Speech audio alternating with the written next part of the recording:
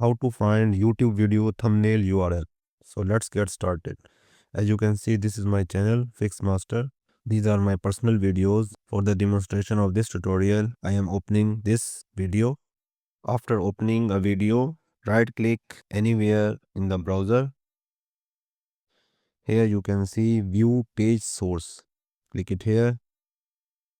Now type Ctrl plus F if you are on Windows. Type Command plus F if you are on MacBook or Mac. And type this thumbnail, quotation mark, and then colon. Here you can see thumbnail, and here you can see the URL. Here you can see the width and height. You can see URL. Copy from HTTPS to .jpg.